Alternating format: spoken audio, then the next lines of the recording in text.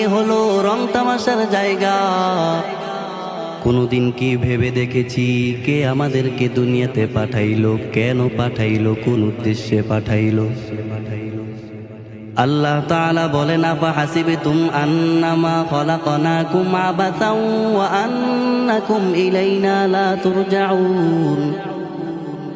আল্লাহ তাআলা আমাদেরকে উদ্দেশ্য করে বলেন, আফা হাসিবতুম আন্নামা খলাকনাকুম আবাসা, তোমরা কি ভেবেছো, তোমরা কি ধারণা করেছো আমি তোমাদেরকে অনর্থক সৃষ্টি করেছি?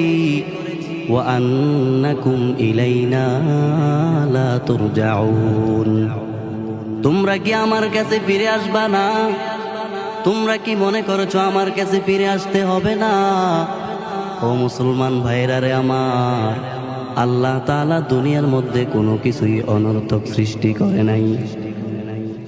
আল্লাহ তাআলা বলেন, ওয়া মা খালাকনাস সামাআ ওয়াল আরদা ওয়া মা বাইনাহুমা বাতিলা, আসমান এবং জমিনের মাঝে যা কিছু আছে আমি কোনো কিছুই অনর্থক সৃষ্টি করি নাই। তাহলে প্রশ্ন আসে, আল্লাহ তাআলা তাহলে মানুষকে কেন সৃষ্টি করলেন?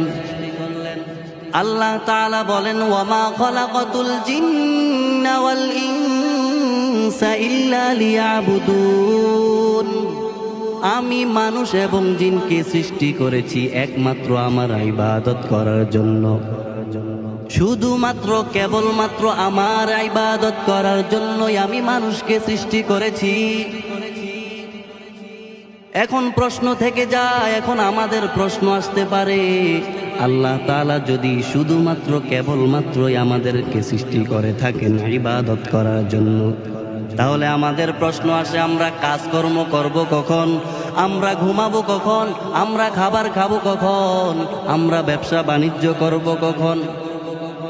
মুসলমান ভাইরা রে আমার, আমরা জানি নামাজ পড়া ইবাদত, রোজা রাখা ইবাদত, হজ করা ইবাদত, যাকাত দেওয়া ইবাদত, তাসবিহ পড়া ইবাদত, পর্দা করা ইবাদত, জিকির করা ইবাদত। ঠিক তেমনি ভাবে মুমিন বান্দার জন্য খাবার খাওয়াটাও ইবাদত। যদি রসুলের সুন্নত তরিকায় হয়, মুমিন বান্দার জন্য ঘুমানোটাও ইবাদত। যদি নবীজির আদর্শ অনুযায়ী হয়, মুমিন বান্দার জন্য ব্যবসা করাও ইবাদত। যদি রসুলের আদর্শ অনুযায়ী হয়, মুমিন বান্দার জন্য হাসি দেওয়াটাও ইবাদত। যদি হাসি দেওয়াটা নবীজির আদর্শ অনুযায়ী হয়, মুমিন বান্দার জন্য